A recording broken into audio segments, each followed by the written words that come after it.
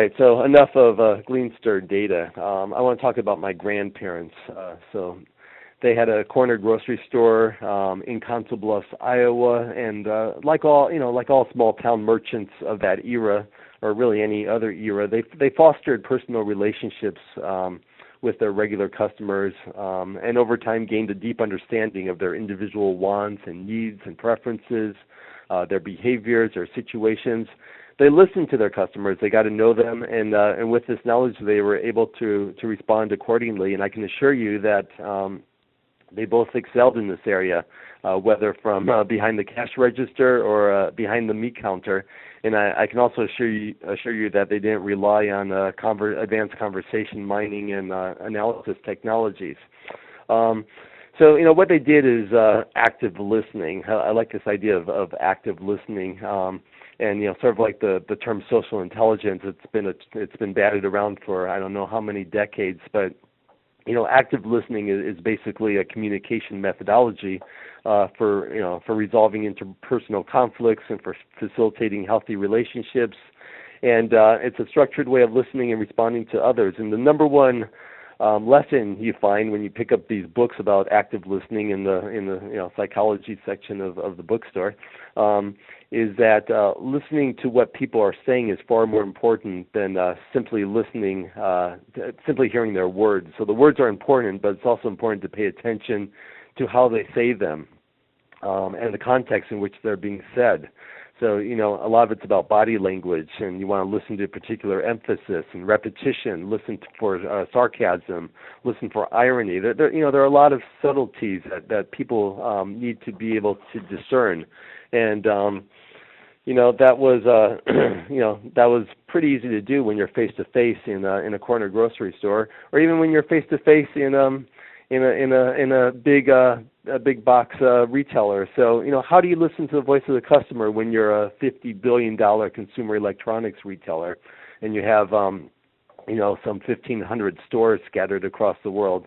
How do you capture and share and act upon these customer insights as my grandparents did? Well, that's a question I recently asked some folks at Best Buy, Matt Smith, who's a VP of marketing there, and Steve Wallen, who actually has the title of Senior Director of Voice of the Customer. I wonder how many companies have a position called Director of Voice of the Customer. But Best Buy, they have 180,000 employees. 100,000 of them are frontline employees, meaning that these are folks who are actually out there talking to customers.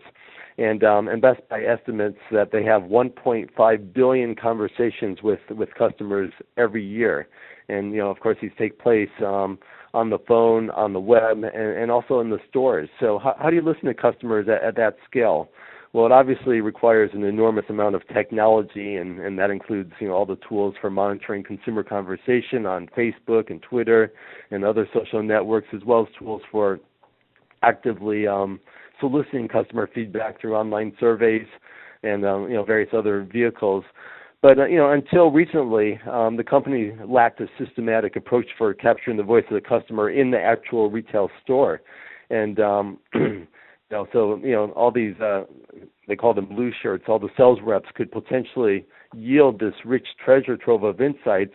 In fact, they all tended to go into a black hole. And so how do you do it? Well, the key, of course, is to empower these employees of help them, find a way that they can serve as a conduit for customer communications. So early last year, Best Buy embarked on this new initiative. They call it the Voice of the Customer Through the Employee Program, VOCE for short.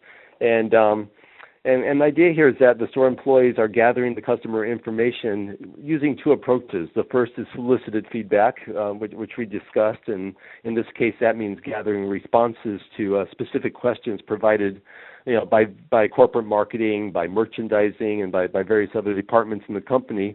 And these questions can be open-ended, or they can be specific. So, for example, should we bundle our HD cables with a certain TV product? Are we doing a good job in terms of price matching? Is the Best Buy buyback program meeting your needs?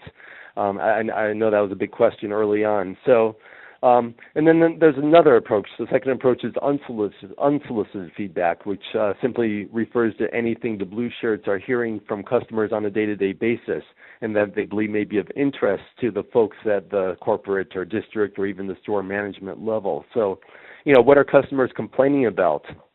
What suggestions are they making? And my sense is that these insights can prove to be even more valuable.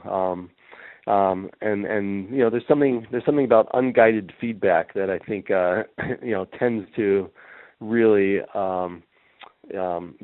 begin to get at some of those aha insights. So for unsolicited submissions, employees, as you can see on the screen here, they log in, they use a drop-down menu to select from category options. These options include things like product, service, store layout, policies, competitors. Then they simply type the information into this open text box.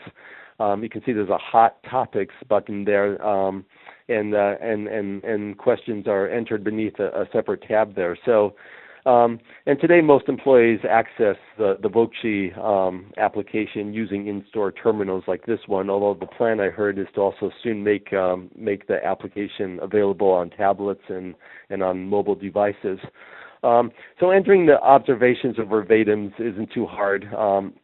What's hard is you're accumulating these terabytes of unstructured data, and how do you make sense of it? And that's really where Clarabridge comes in. So Best Buy actually combines Clarabridge's natural text processing capabilities with its own mix of rules and dictionaries, and to break down each of the customer quotes or verbatims by concept, and then they score it for positive or negative sentiment. So, and there's other stuff going on. They're using these different analytic models and that to correlate and going through regression exercises and using all kinds of analysis to reveal additional insights. So, this initiative, from what I've heard, has just been a huge unqualified success. It's really allowed Best Buy to further transform itself into a true listening organization. And what Steve Wallen told me was that there was just a lot of cynicism around whether the company could nail this. Thousands of blue shirts today, however, are probably tens of thousands are entering submissions on a daily basis, and there's this steady stream of customer insights now flowing to all parts of the organization. So it's just been phenomenal. And I'm just looking at some of the quotes here. I'm not sure if Best Buy decorated its stores over the holidays, but that seems to be an issue here. So I just want to wrap up with a few quick slides. Synchronize for success. So you think about an orchestra or a conductor. This is Gustavo Dudamel. His job is to keep all the musicians playing together in sync, and to accomplish this, he needs to listen, right? He needs to listen continuously to the sounds emanating from all the different instruments, and then respond to the sounds in a more or less real-time fashion. So that's sort of this notion of synchronization, and I like that word. I think it applies nicely here. We're all familiar with it, of course. And it's derived from the Latin sync, meaning same, and chronos, meaning time. So I actually have a posting on Clarabridge's blog if you want to check it out on sort of this notion of synchronization. But, in a nutshell, I think you can think of it in terms of both external and internal, sort of the external and internal sides of the organization, right? So on the external front, it really means collecting all the relevant comments from this huge volume of online conversations that are taking place, and as well as from other voice of the customer data across multiple touch points and channels, and then as well as instant messaging, by the way, and website survey forums, customer call centers, and email messages, so on and so forth, all at the same time, right? And then on the internal front, synchronization means continuously integrating and enhancing this flow of data, analyzing the data to generate these actionable insights, and then disseminating those insights to the right departments and individuals, across the organization, all at the same time. And There was a movie a few years back called The Interpreter, and it starred Nicole Kidman as a simultaneous translator employed by the United Nations. And I think to some degree that's what companies are doing. That's what they should think of themselves as, a simultaneous translator, especially large companies that operate in a global economy. So, multicultural customers speak a diversity of languages, and ultimately companies need to capture the voice of the customer, no matter what language that voice happens to be speaking. And of course, it also goes back to the idea of collecting the data across all these different channels and bringing it all together in a systematic fashion. It's not easy. Again, there's so many different formats out there. Comments posted to a ratings and review page will be digital. Comment cards collected at the point of sale will be physical. Some data will be structured, as we've talked about. A simple 5-point satisfaction scale. Other data will be unstructured. Verbatim comments. Captured, for example, from Best Buy. And again, it all speaks to the need for text analytics. For these technologies from us leading solution providers like Clarabridge that can mine and parse and contextualize the data.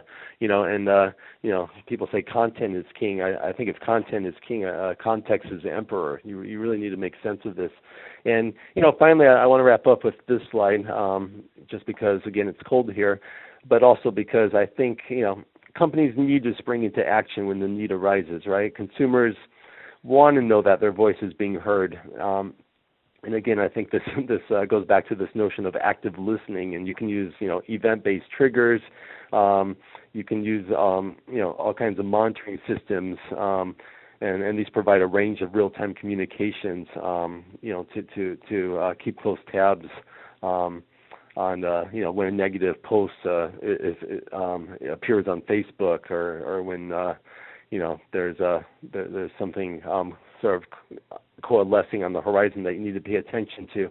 So in the end, the value of listening to the voice of the customer, it really lies largely in the ability to make sense of the raw data, to translate it into specific actions a company can take to improve the quality of the customer experience, and to drive improvement in operational performance and increase overall business value. So that's my presentation, and now it's my pleasure to pass the baton to Sidra.